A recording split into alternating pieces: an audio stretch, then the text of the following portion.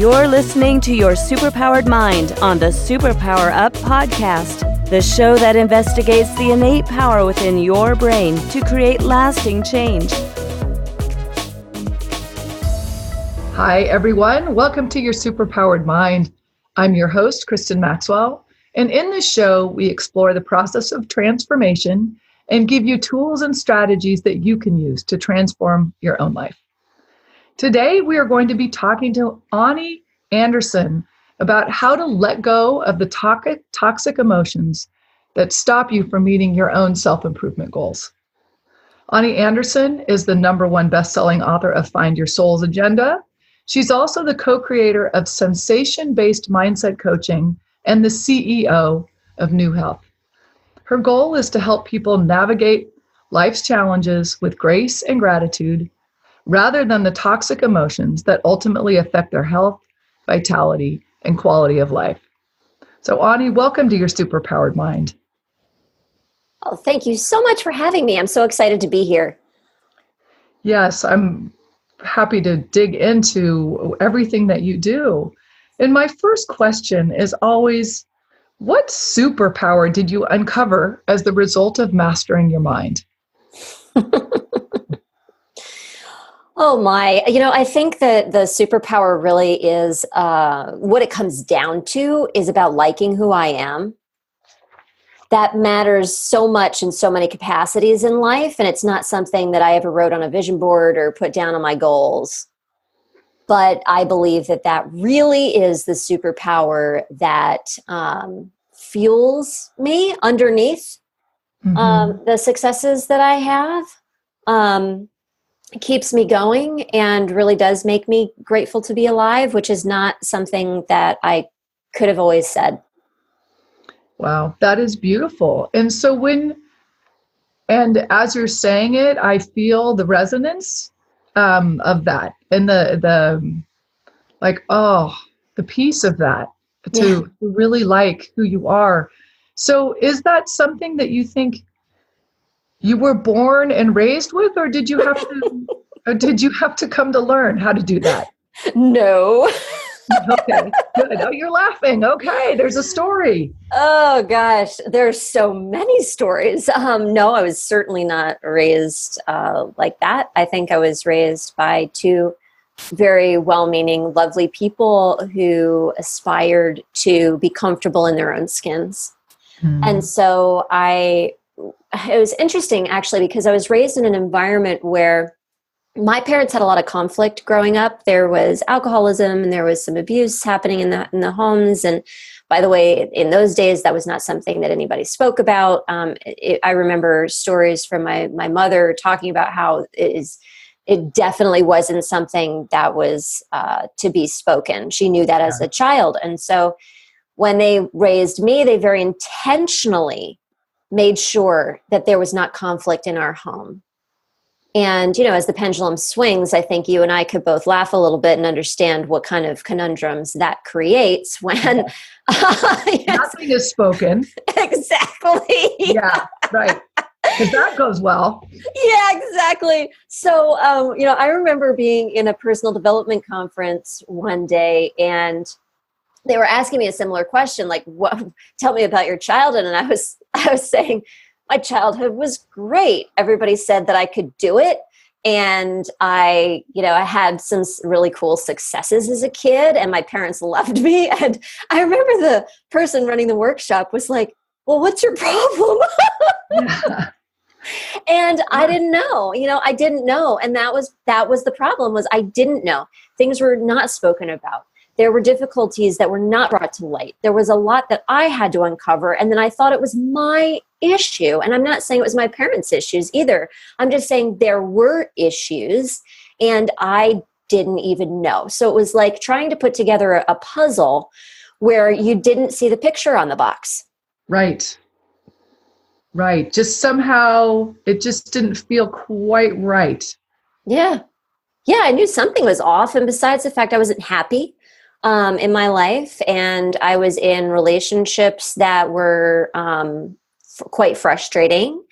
I think the biggest incongruency was I've always been a person who has been able to achieve outward successes in some capacity. I was on Broadway as a kid. I started my own business. People think that's amazing. And I'm like, yeah, I just did it. But the inner peace and liking myself, like I said, that has been a journey for me. And I think that as I get out there and, I've helped so many people now in my own life as a coach and a therapist, both, I suspect that's what a lot of people are really looking for. I mean, when they reach for outward successes, the thing that we really hope to get to is that place of inner peace that, for me, it was quite challenging to get to and figure out, but certainly has been one of my greatest endeavors and achievements. I think it's not like I'm the Buddha all the time, which is part of it for me, really. Right. So, I agree with you. I think there is for so many people, this, no matter what they achieve and no matter how things look, if there's this feeling of still often I'm not right, I'm not good enough, there's something off, there's something not right. So, okay, we have about 2 minutes before we go to break. What do we do about that? Why? How did you then start to like yourself? What was the realization that you had, or the question you started asking yourself, or what changed? Yeah, I can tell you exactly what changed. And it's the Find Your Soul's Agenda process that I teach people and talk about. So happy to talk to you more about it. It was the realization that my purpose was not to be happy all the time. That's what really broke it open for me. And being able to put clear language actually about who I am in the wholeness of who I am, not just when life shows up like I like it to, but also a really clear understanding of how life actually shows up for me in its challenges, usually in the exact same way. When I could put an awareness around that, and by the way, that's the polar opposite, the exact opposite of how I love life to show up. When I could put really clear language around that and understand my purpose is to be a whole person, not to be a part of a person, that's when it all opened up for me. Wow. Okay. Yes. And I really want to go into, what this Finding Your Soul's Agenda process is and the purpose and all of that sort of stuff after the break. But can you let us know where people, before we go, where they can find you and your work and learn more about this? Sure. One of the easiest places to go is to www.AniAnderson.com. Great. Thank you so much. We are talking to Ani Anderson about how to let go of the toxic emotions that stop you from meeting your self-improvement goals, and we will be right back. Are you here to change the world? Do you talk about things like vibration, frequency, awakening, and consciousness? Are you pretty sure you have superpowers? The Superpower Net is unlike normal coaching programs and conscious communities. We provide training, intuitive guidance, peer-to-peer learning, intensive one-on-one coaching, and a high vibrational network of people just like you. When you join the net, you get 24/7 access to a collaborative group of people who support you as you master your personal power and unlock your superpowers. If you're ready to use your superpowers to change the world, then join the Superpower Net today. Visit superpowerexperts.com/thenet to learn more. Welcome back, everyone. We are talking to Ani Anderson. And I want to go back to what you had said earlier, because so many of my clients, they're often women who are moving through the different phases of life, from careers and children and then post-children. And, at some point, what really starts to come up is, what is my purpose? What is my purpose in the world? And you said that you discovered that your purpose is to be a whole person. And that is not how I would say people often think of purpose. So how would you explain what a purpose is? Yeah, I believe that our purpose is to just be alive and be here.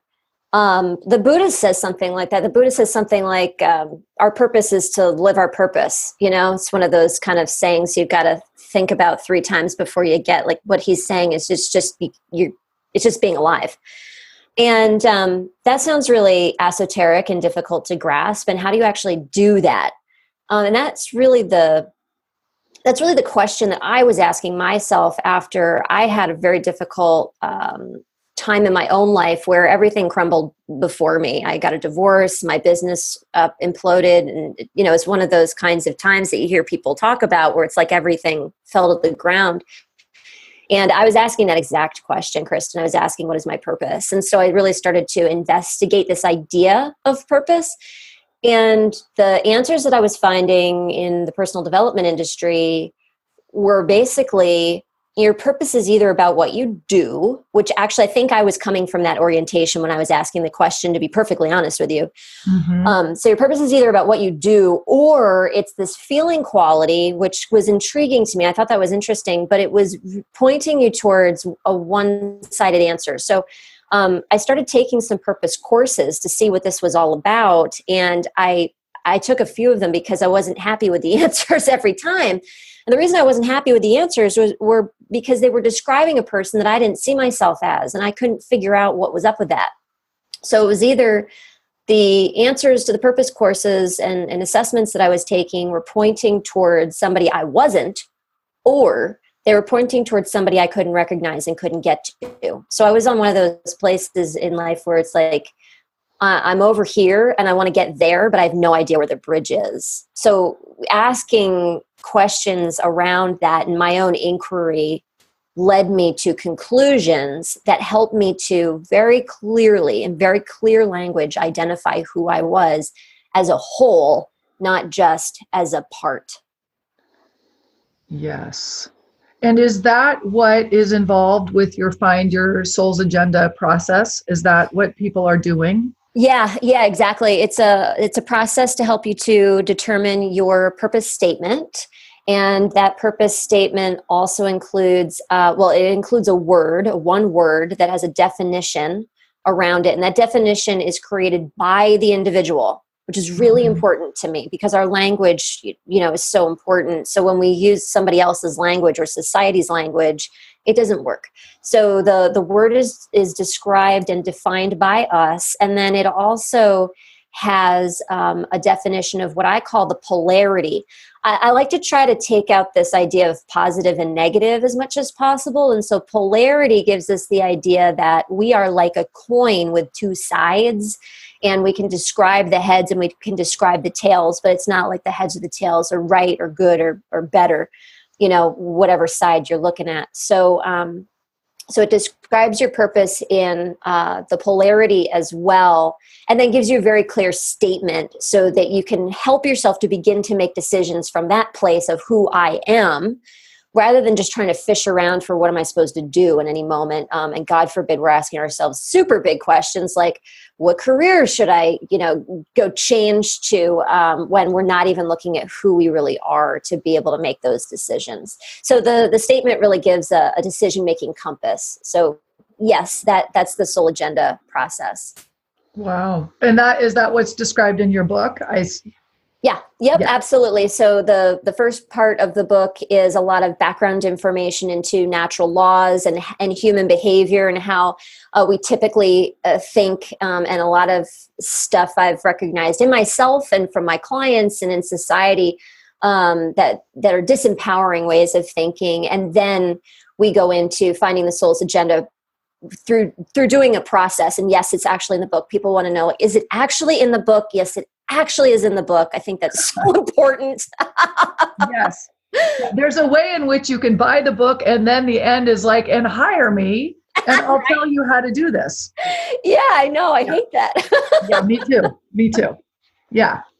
Oh, good. So what actually leads? Of course, it is often very helpful. I will say this because I have the same, but how many times do you buy the book and there's the process and you don't do it unless you have somebody actually there guiding you and holding you to it?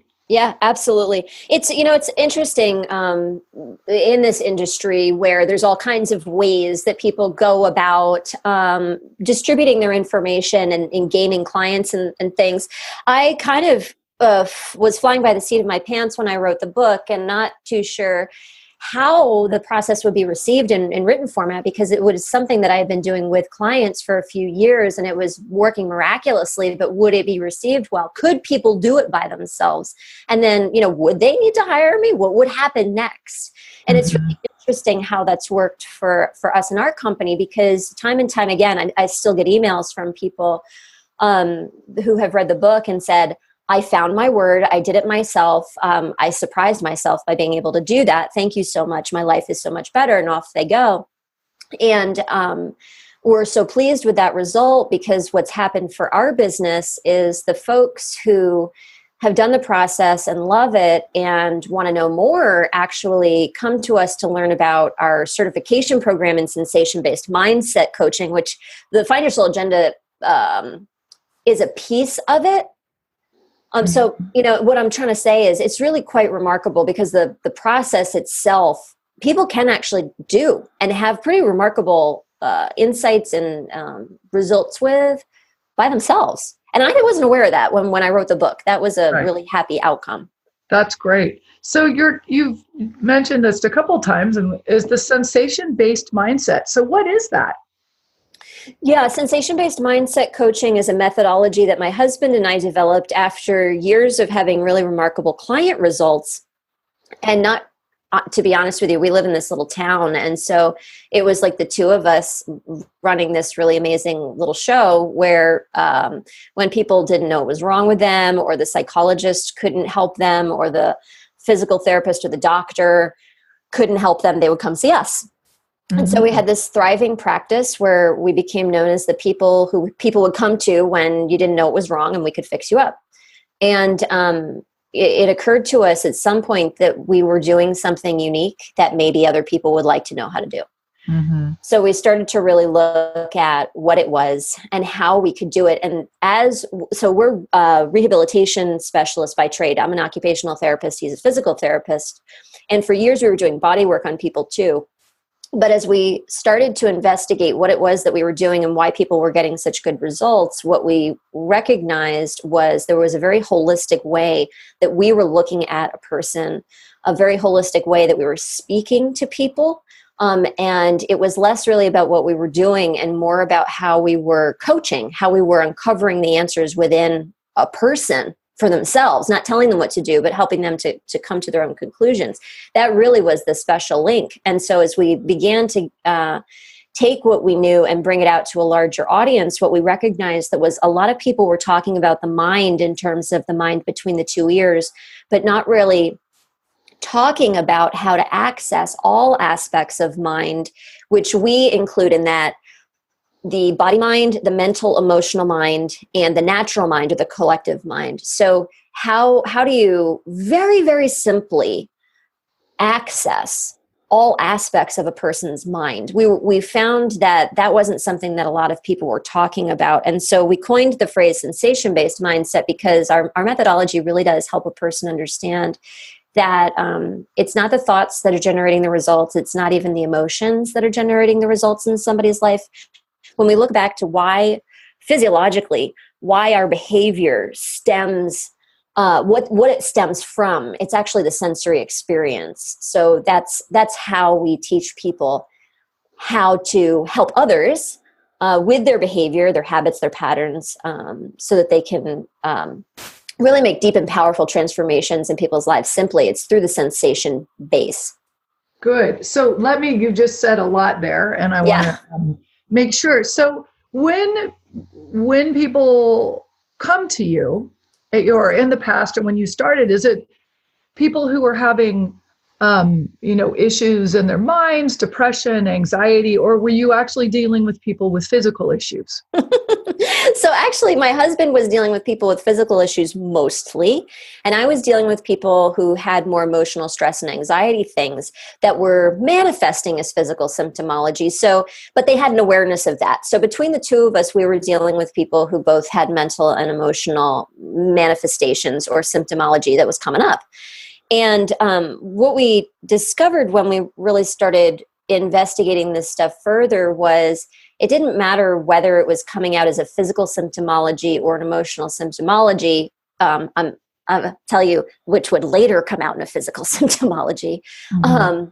What was really going on was a relationship problem. And so when we recognized that, we actually switched our focus a bit to investigate that a little bit further and started to look at relationships with people.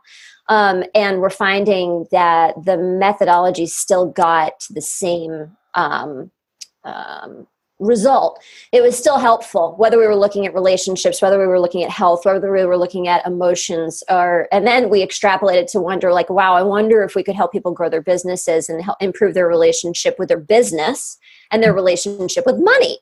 And that went really well too.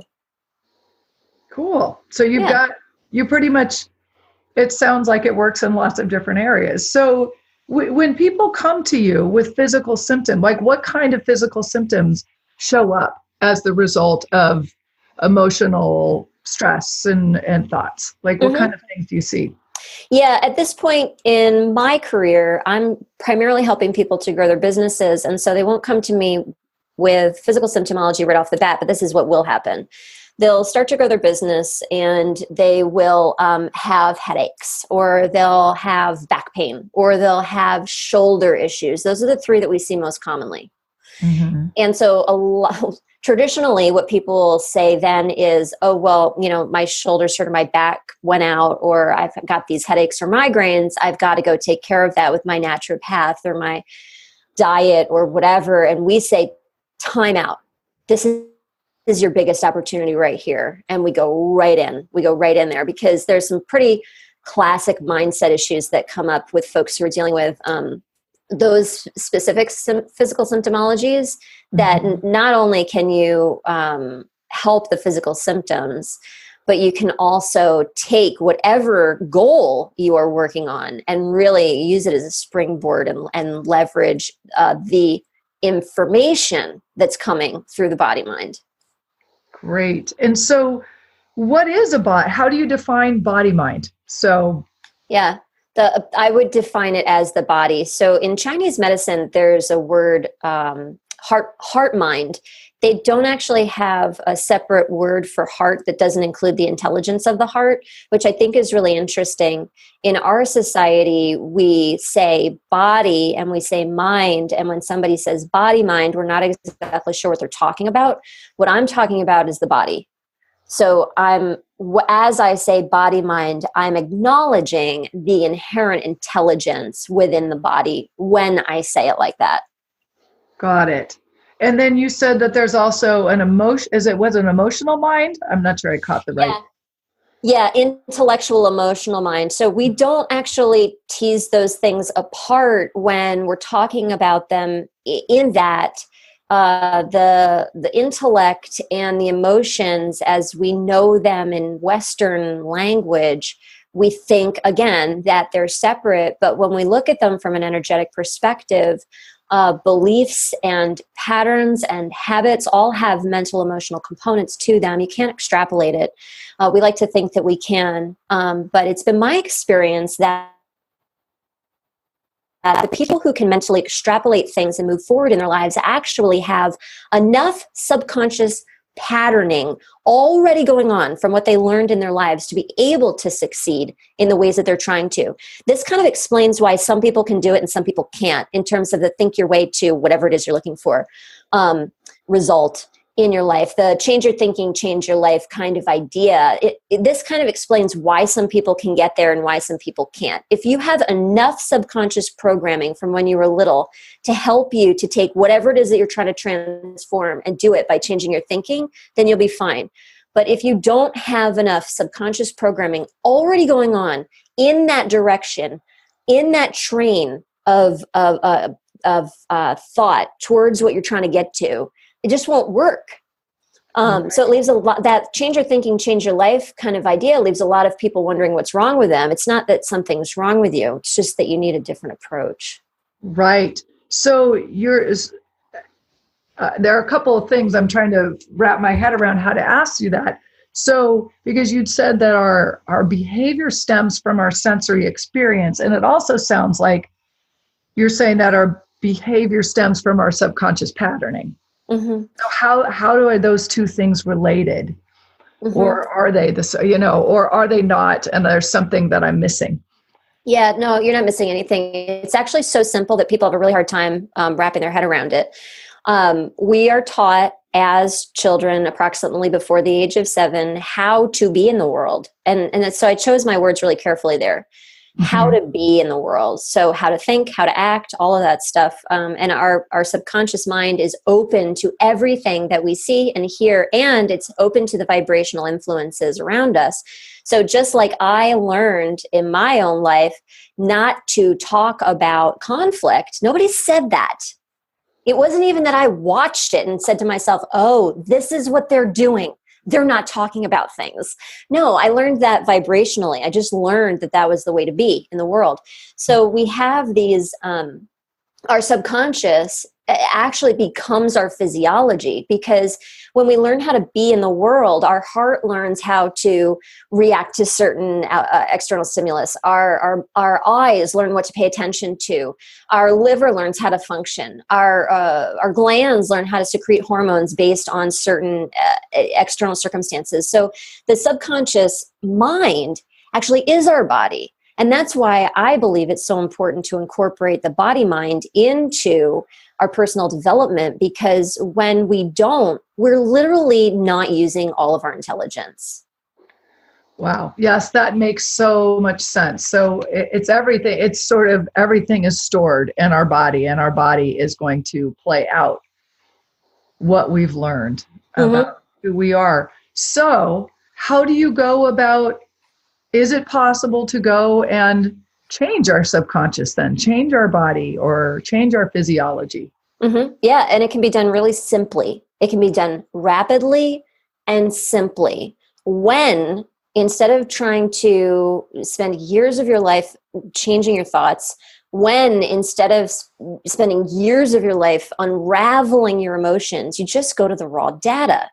You go to the raw data of the system, and that's the sensations. So when we work with the sensory aspects of life, when we work with the sensory experience, we're going to the raw data of the human experience. And in that way, we can become aware of, which is the first step, what's going on in our subconscious mind. We can become aware of the patterns and habits and behavior. And then we can decode it if we have to. Why the heck do I do that? Where is it coming from? And then from there, we can begin to modify and reframe it so that we can create whatever it is that we want. But if we don't know what's going on in there, of course, we can't change it. We all know that famous quote, you can't change anything you're not aware of. But also, there are certain things we actually need to decode. We actually need to figure out where it came from and decide for ourselves, is this functional for me now? Is this what I want to believe? Is this what I want to feel? And have some understanding around that. And I think that point about decoding really points back to the mindfulness and Buddhist philosophy that you can't love something you don't understand. So when we can understand ourselves and understand our reactions and understand why our body functions the way it does, why our mind functions the way it does, then we can love it. And what we can love, we can decide, what we want to do with next. Right.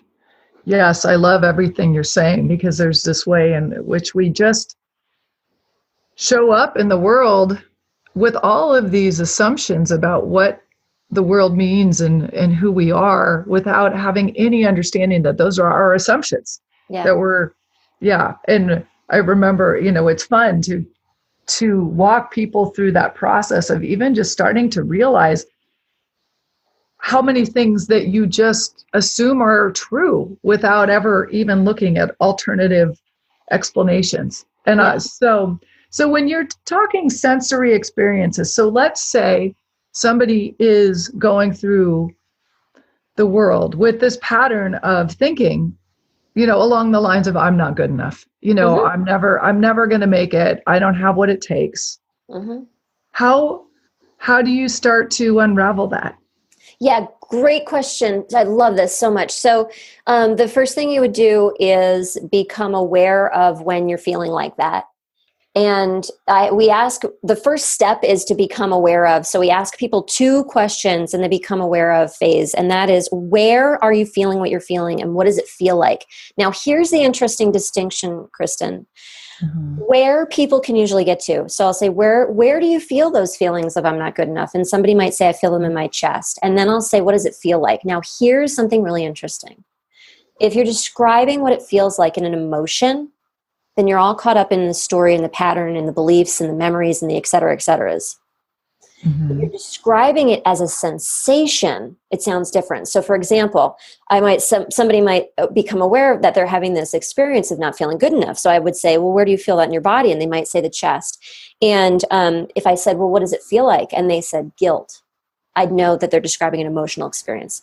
Mm-hmm. If they said it feels like anger or grief, I would know they're describing an emotional experience. So I would say to them, I want an adjective or an image. And when I get that adjective or an image, then I'm getting at the sensory experience. So all of a sudden the person might say, well, it feels constricting. Aha, that's a sensory experience. Now we're to the bottom. So I highly encourage people when they're beginning with this work to do that specific thing anytime that you're realizing that you don't feel so hot, you don't feel great, you're judging yourself, whatever it is, you're judging somebody else, whatever it is. Where do you feel it and what does it feel like? And what you're looking for in that second question is an adjective or an image. You're looking for a describing word or an image associated. And then you're at the sensation.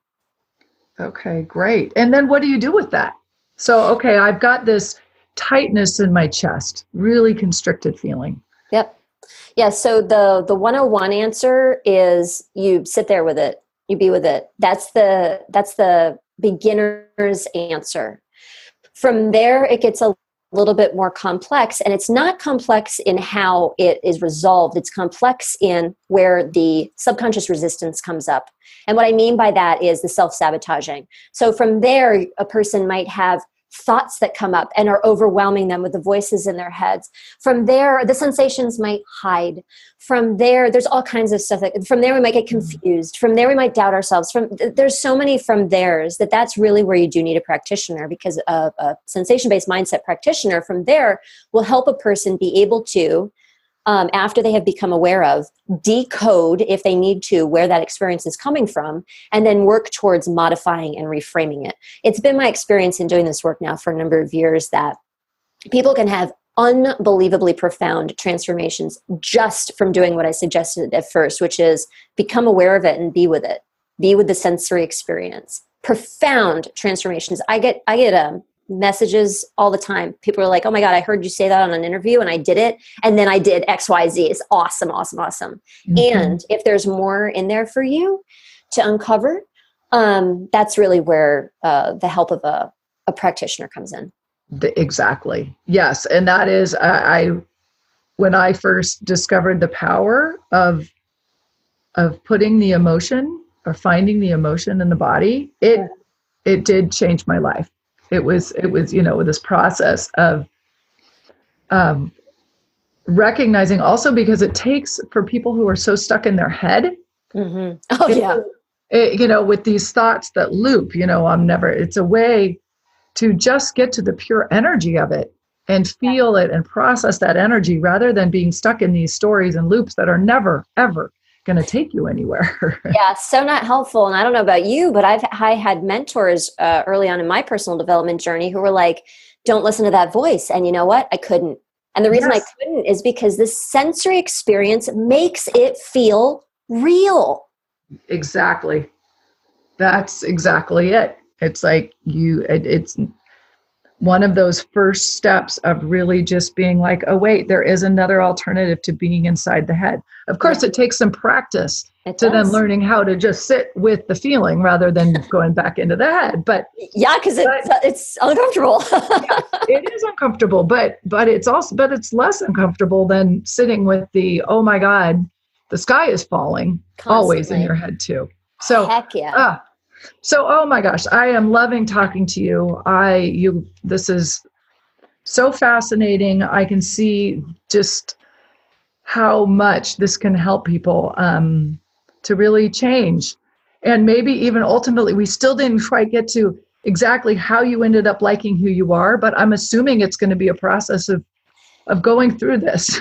Yeah, that's exactly right. Because when you aren't afraid to sit with yourself in the uncomfortable moments, when you understand that discomfort is a pattern that you learned, and when you don't have to blame the people who taught you because you understand that they were taught by people who were taught by people who were taught by people, all of a sudden you can see that what is happening with me was actually just passed down. I don't have to blame about it. I don't have to be angry about it. I can just watch and witness it and deal with it within myself. That's where that contentment comes from, where I can really say I'm happy to be who I am. Because even when I'm upset, even when I'm angry and sad or in shame, which actually is the hardest one for me, I can still like who I am. I mean, that's where that comes from. Yeah, that's beautiful. Well, thank you so much for sharing all of your wisdom. Well, not all of a very, very small part of your wisdom with us today. Remind people again where they can find you and learn more about this sensation-based mindset coaching and Sure. Yeah, all of that stuff. The easiest place to find me is at www.AniAnderson.com. And Sensation-Based Mindset is actually online as well at sensationbasedmindset.com.